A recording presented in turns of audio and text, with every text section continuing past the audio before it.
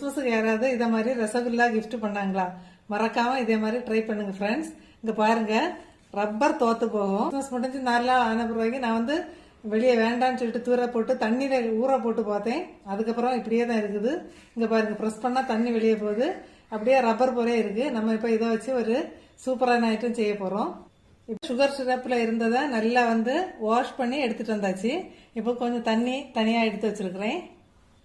இதுல வந்து ரோஸ் ஒரு எசன்ஸ், இது வந்து நம்ம சாப்பிட்றதுக்குள்ள இல்லை, இந்த ஃபிளேவர் எங்கேயாவது ஸ்மெல் வர்றதுன்னா இது வந்து யூஸ் பண்ணுவேன். இதுல துடைக்கிறது அந்த மாதிரி பூஜா ரூம்ல எல்லாம். இப்போ அதுல வந்து ஒரு 2 டிராப் இதில் சேர்த்துருக்குறேன். நம்ம இதுக்கு கிஃப்டா கிடைச்ச ரசகுல்லா எல்லாமே தண்ணி எல்லாத்தையுமே நல்லா புழிஞ்சிட்டு நம்ம வந்து இந்த ஃபிளேவர் இருக்க வாட்டர்ல சேர்க்கிறோம். இப்போ நம்ம 2 மணி நேரம் நல்லா ஊற வச்சு எடுத்துட்டோம். இப்போ இதை வந்து நம்ம எடுத்து இதை வந்து கொஞ்சம் புழிஞ்சி இதை போய் வச்சுட்டு ஏதாவது உங்களுக்கு ஸ்மெல் வர இடத்துல இதை போய் வச்சு பாருங்க. சூப்பரா இருக்கும் ஃப்ரெண்ட்ஸ்.